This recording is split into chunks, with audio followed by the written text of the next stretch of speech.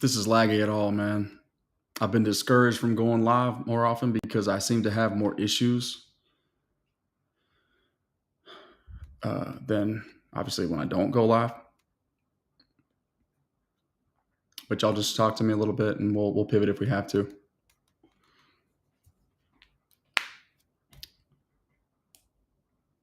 This Micah thing's nuts, man.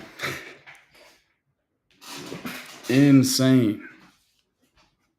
Let me actually cut these headphones on, just in case we want to let a little drop or two fly. I just realized I probably didn't even title this video. Hold on one second.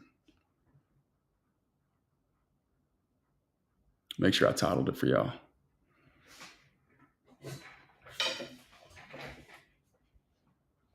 Is the stream quality okay? Somebody talk to me.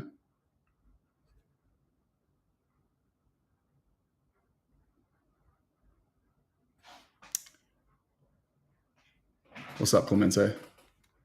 Logan, I feel you, man. Is the y'all tell me real quick before we continue? The stream quality good, audio good, video okay? Last couple times I've gone live out here, for whatever reason, stream quality hasn't wanted to keep up. Okay. All right, a couple talking points real quick. And Clemente, he set the table perfectly.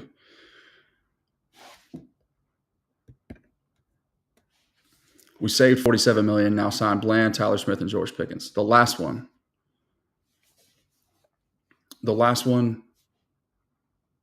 specifically is tricky. As much as I would love for that to be the case, George Pickens is also represented by the same agency that's at least 33% responsible for everything that we're discussing today regarding Micah Parsons.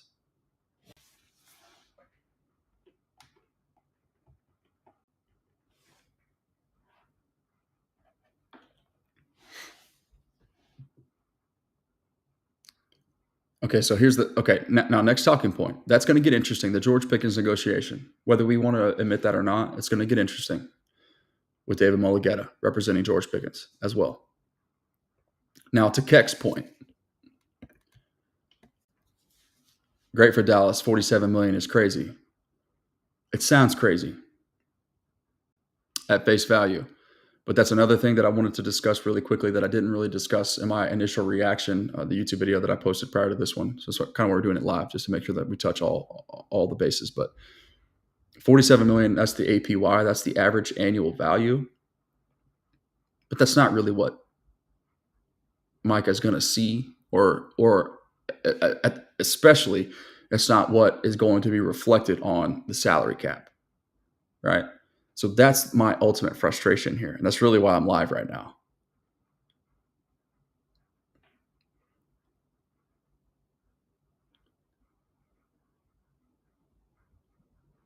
I'm frustrated because we sit here and we watch the defending Super Bowl champions, your division rival, the crown jewel of the NFC, and a team who is operating functionally with their salary cap and with their team building philosophy different than anybody else in the entire National Football League.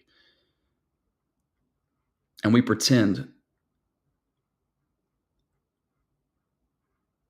as if a couple $1 million here or there was the ultimate difference in this trade to the Packers, one of your arch rivals.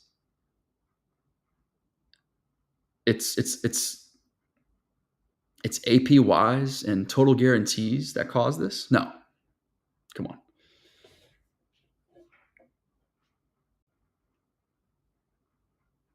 And even still, to your point there, Logan, could have been $35 million back in March, maybe. Could have been even less than that last March, right? But here's the thing.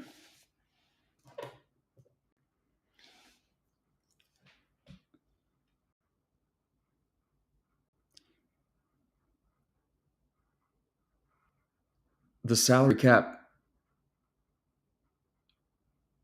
doesn't really matter. right? Jerry's pretending like it does. It matters to Jerry because his pockets feel free agent acquisitions. But the salary cap doesn't necessarily have to reflect it.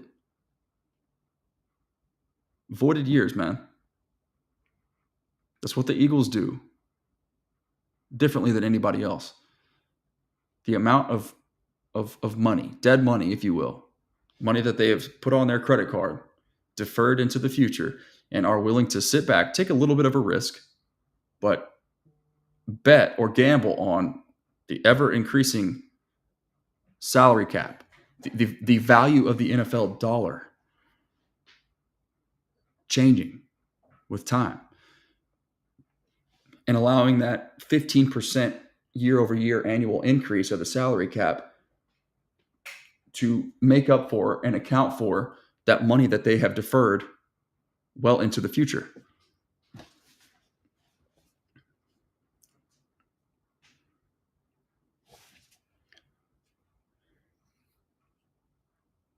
That's what is ultimately frustrating for me.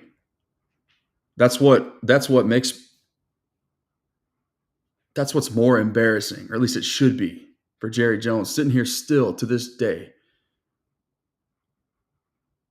pretending as if the salary cap has some sort of places some sort of hard cap over your team building philosophy. It doesn't. And meanwhile, Howie Roseman, Jeffrey Lurie somewhere over there sitting back, giving you one of these. Every Eagles fan in America can also be included and lumped into the same discussion there. But how we sit here and we pretend like 47 APY is the reason why that Micah's not here, or Jerry Jones at the podium in the press conference for the first time since I've been hammering. It don't matter whether you got Micah Parsons or not. If you don't solve the run stop, and it doesn't matter. You ain't gonna win. Now, this is the first time I've ever heard Jerry Jones talk about that. So he can miss me with that being the reason why Micah's traded. It's not why. It's not the APY. It's the ego. The all-powerful pride that got in the way. Okay, now you could argue, actually, and let's just pivot a little bit. Let's take a silver lining approach here, or a glass half full approach, an optimistic view, if you will. Just speaking solely for next Thursday night, the season opener against the Eagles, the reigning defending Super Bowl champion, division rival Eagles. They may have closed the gap with this Micah Parsons trade just a little bit, ever so slightly, incrementally. Because you take, especially with this roster, maybe not across the board league-wide, but for this roster, you take 100% of Kenny Clark before you take 15 to 20% of Micah Parsons every single day of the week. Period. Kenny Clark, according to the NFL, is a more valuable player than Oso Odigizua, just for the record. His APY, if we want to talk about APY, when really we know the total guarantees is what matters most, ultimately. And the void years, how that APY is reflected, if you will, over the duration of the actual span of the contract, but also the 3 orange years that you see on Spotrac when you log on. I don't even know what the Packers did with this contract yet. Is it official, like updated? Let's see.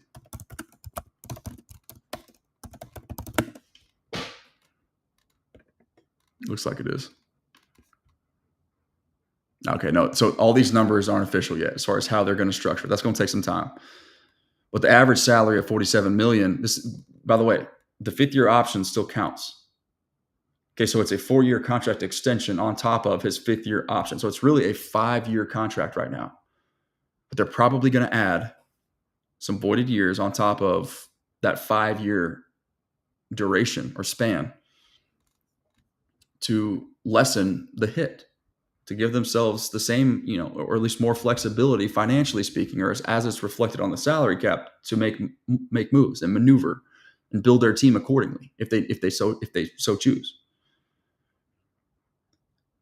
So does this give the Cowboys the runway to go ahead and get Daron Bland, Tyler Smith, George Pickens done? In theory, yeah, it does. But if we really want to be technical about how the salary cap works, how cap hell is largely a myth, why the cap only really matters in the future, but also with this in the same breath, why the cap in the future, 2030, when those new TV deals roll in, and the salary cap balloons by double the amount that it's ever ballooned year over year, ever in history, since the salary cap has been a thing, then it's a moot point.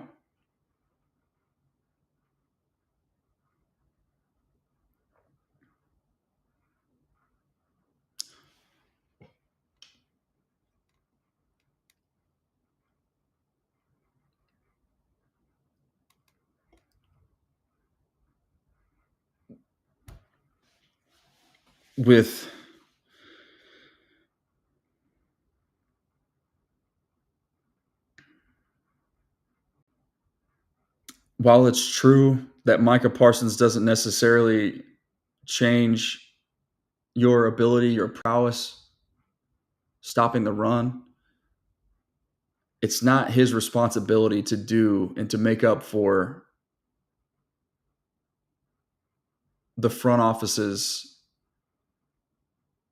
incompetence and borderline negligence, or I should say negligence and borderline incompetence. That's the way to say it, with structuring and building that interior defensive line room.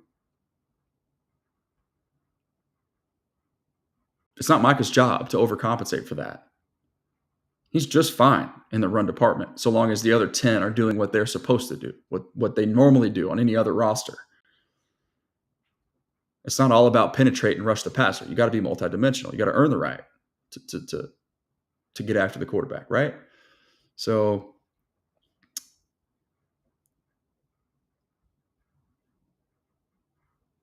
it's tough, Jesse, to be the next Herschel Walker type trade, and I understand why you say that, and I understand why a lot of people are have the same talking point right now. For me, it's a different ball game, because the trade chart that Jimmy Johnson popularized, that he didn't actually really invent. Mike Fisher had that nugget. It was somebody else. I wrote about it on Athlon Sports a few months back, but I forgot the gentleman's name now, who helped Jimmy concoct that trade value chart. But teams don't get fleeced anymore the way that they used to, or the way that they otherwise could have, if not for that chart. And the reality is, man, that 2 first-round picks, especially given the Packers already being a playoff caliber team, this likely sets them over the edge. They're going to be a team that's, once again contending for NFC titles and Super Bowls. That those first-round picks are going to come very, very late in round 1. So that's a glorified 2. And while, extra first-round capital is always great, I'm a huge fan of that. But you could say that you could package 1 or 2 of those and move up next year and, give yourself more ammunition and leverage, and you absolutely could. But even still, the odds, even if your valuation of a particular player is correct, the odds of him affecting any game or becoming anywhere close to impacting winning the way that Micah Parsons did are slim to none. You can't do it with 2 first-round picks, man, and you definitely can't do it. Like, you can't replace them with. It's one dart, man. You can't, like, on a per year basis. It's one dart. Can't do it. So could they package 2 of those next year and jump up? So let's say they're somewhere in the 20s again, because I do expect this offense to still be very high powered, right? This is a top offense. As long as Ford's healthy, in the last half decade, they're one of the top 3 offenses in the sport. And now we think, based on just logic and reason, with Clayton Adams coming into the fold, George Pickens excelling where CeeDee Lamb has not, because he can only do so many things. Right, so now you have somebody that's completely dominating and occupying the middle of the field, but then also somebody who's dominating and occupying the boundary.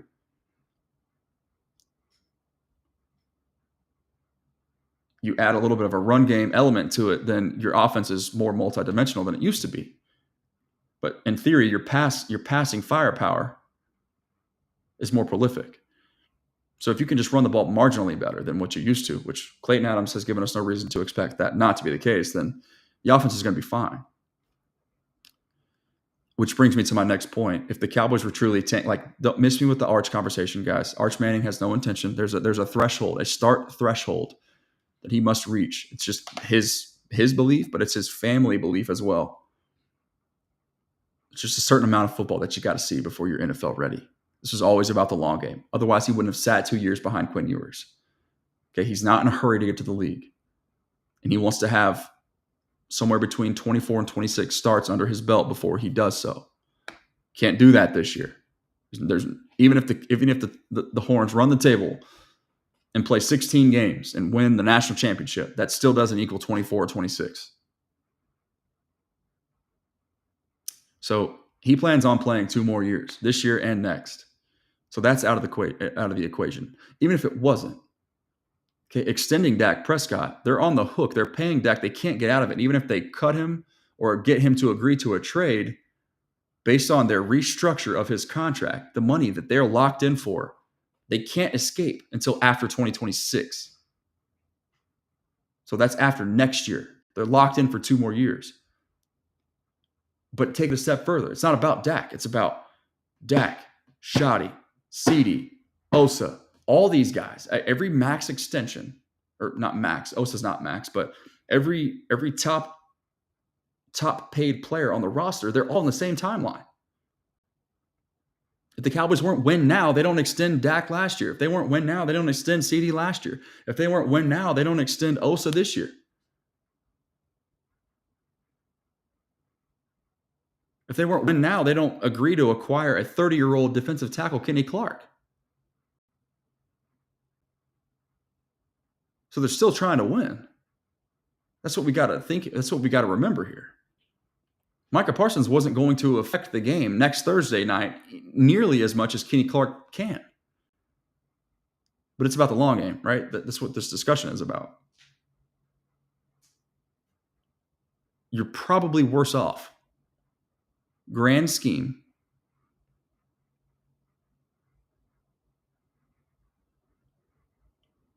If you can't stop the run versus if you keep Micah Parsons, you're worse off. We know that to be true. But that doesn't excuse the pride and the pockets getting in the way of the most prolific pass rusher in the sport, in the peak, in the prime of his career. And it definitely doesn't excuse the Joneses still trying to get everybody, every single one of us, to believe that there's a certain amount of pie to go around when the Eagles are proof that it's not. The Rams are proof that it's not. There will continue to be more examples as time goes on. As more teams catch on, are willing to bite a little bit of a bullet. Yeah, Jerry Jones's pockets may hurt when he goes and acquires free agents, but the salary cap is largely unbothered. That's what I want. That's what people like. I don't know that the public talks about enough.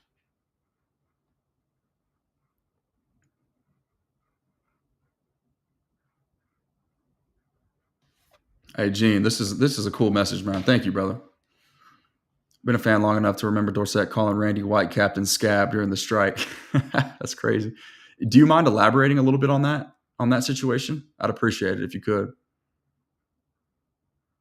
But he says, appreciate your takes. One of the few good ones. God bless you and your family. Thank you, man. Seriously, appreciate that.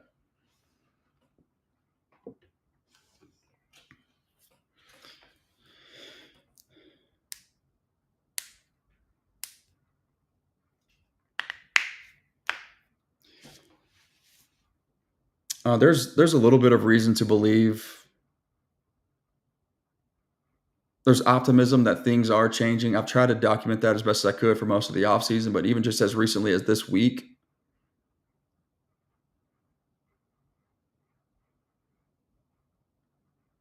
Jerry would historically go above and beyond for a player that he was privy to as far as his personal feelings or relationship with.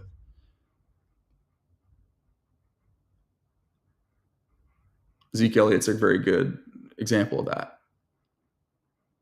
A fan favorite, right? Or somebody who's a star caliber player.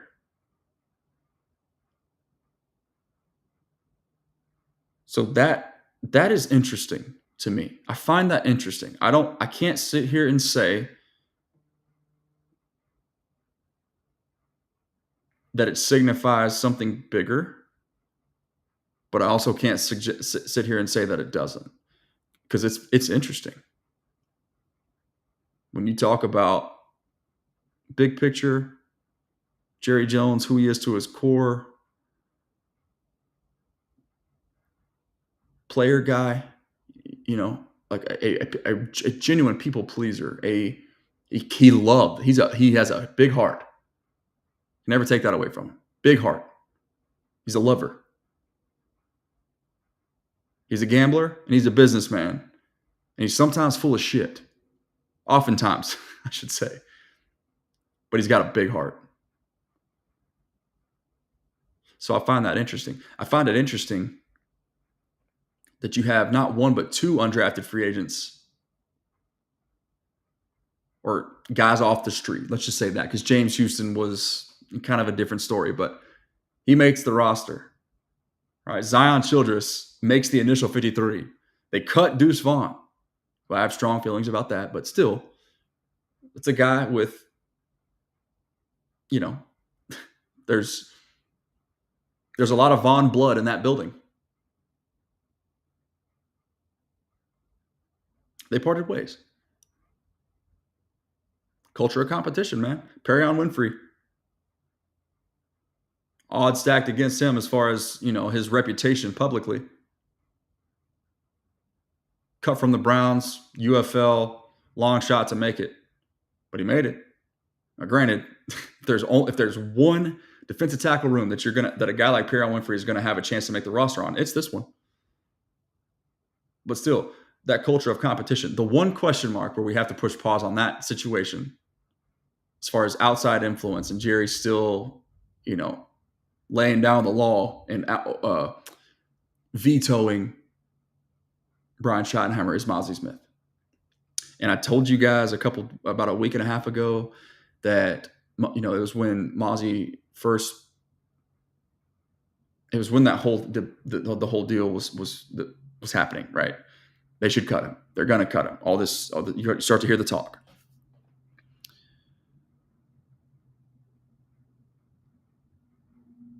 I said that guaranteed money was going to matter.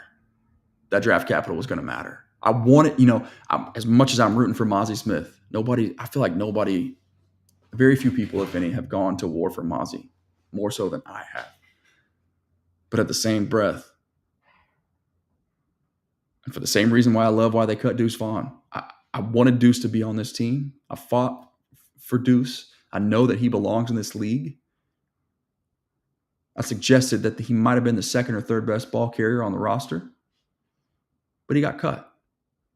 I didn't want him to get cut, but I like that he did. Because they're separating themselves from their feelings. I feel like that's a good thing. Now, they didn't do it with Mazi. And the reason why I know that Brian we got there was tea leaves and breadcrumbs from Brian Broaddus, who suggested that there was maybe a little bit of politics involved with keeping him around. Had it been Brian Schottenheimer's way, Mazi wasn't on the 53. Now, that's speculative, but I trust Brian Broaddus.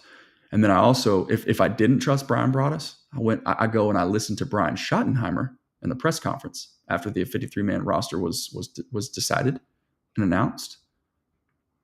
And the question about Mazi Smith comes in, and Brian Schottenheimer instantly, I did a whole project about this, instantly defers to or refers to, Mazi made the 53, but that still doesn't mean that he's going to make the 46. Like he's describing the discrepancy between the active roster and the 53-man roster. Two different things. So unprompted. And now But still, that's Brian Schottenheimer saying, referring to the culture of competition that I led this conversation with about 3.5 minutes ago. Let's see if Mazi Smith isn't on that active roster week 1 against Philly. I would hate it for Mazi, the person.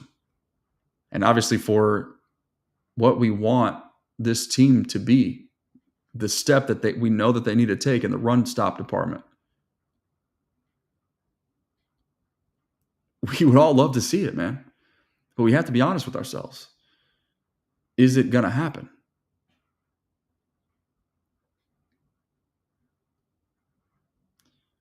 You bought yourself a little bit of extra time. And now I'd venture to say that as a result of Kenny Clark being here, I'd be shocked if Mazi Smith is active week 1 because of what Brian Schottenheimer said. That would be a good sign. I would take that as a significant sign. Would you guys not? Amen, Brenton. Thank you, Brenton. Seriously.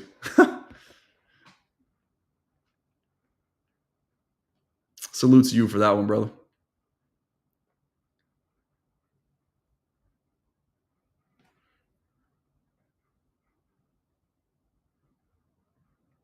I'm just not ready. I'm not ready to get. I can't get there, RC. I can't.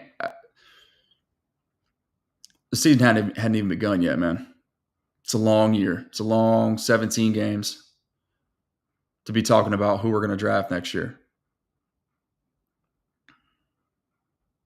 Being the best in the league at getting after the quarterback, as we well know, as we should all know, does not do anything for you if you do not first solve the interior or just the run stop as a whole.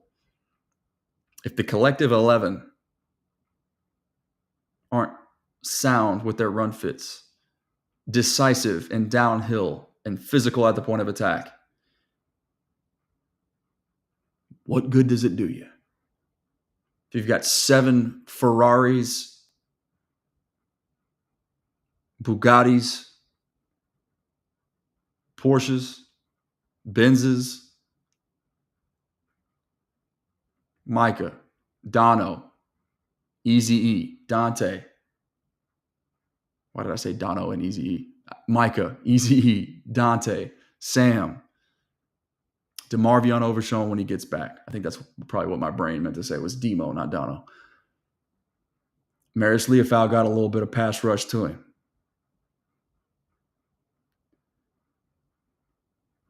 Kenneth Murray, similar, similar traits as far as just freak athleticism and the ability to hunt. But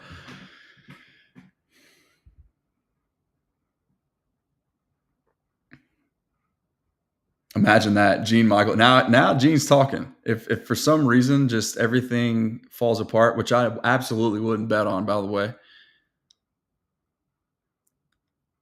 And Matt LaFleur also showed the propensity to win football games without him last year. I think he won, 2-0 with Malik Willis?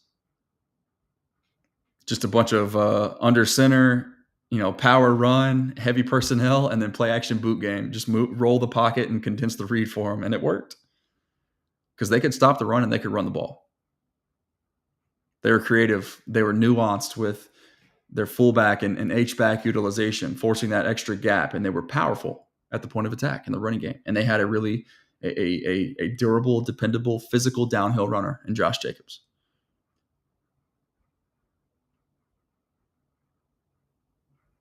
Caleb Downs would be sick. That's a dude that's going top 5 no matter what, though, next year.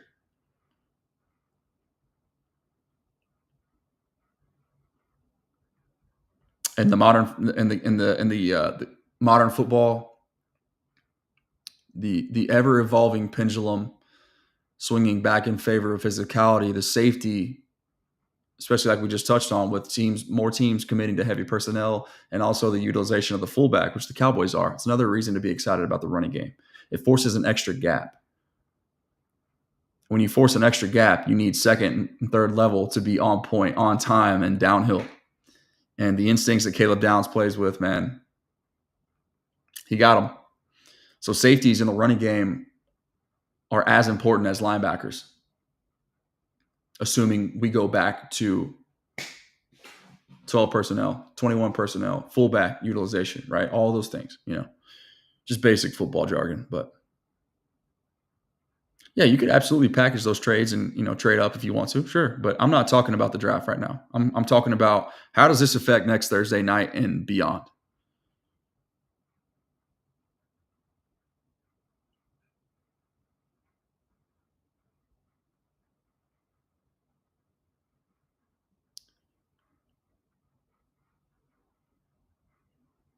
So anyway, it's 11 o'clock. I need to get up out of here. I need to go kick back, relax, decompress from all this. It's been a long day, a wild news cycle, but it's been a productive day nonetheless. I think, I apologize once again for those who didn't see any of my short form stuff that I posted just in the live reaction after I posted the first YouTube video.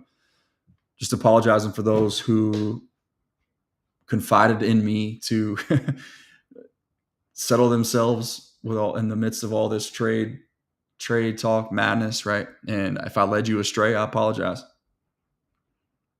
I said Micah wasn't a tradable asset, period. You don't move on from a guy like that. You just don't.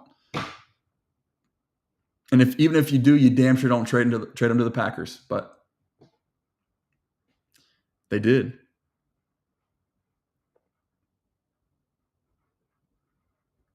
So, hey, man, Logan, appreciate you, brother, for being here. Thank you. Any other questions before I bounce? Before we roll, make sure you guys hit that like button for me, seriously, though, too.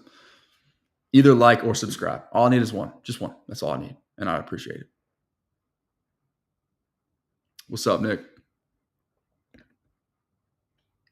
Salute then, Robert. If that's the case, great minds, brother. Steven looked pissed at the presser. I haven't even watched it. I need to watch it. I listened to it. I took the dogs for a walk a minute ago and I listened to it, but I didn't actually watch their mannerism. I definitely should. You're right. I need to definitely do that. Steven looked man, that's crazy, dude. I still can't believe it. I'm shook. My birthday is Saturday. So yes. Good call. Almost forgot, man. I didn't even.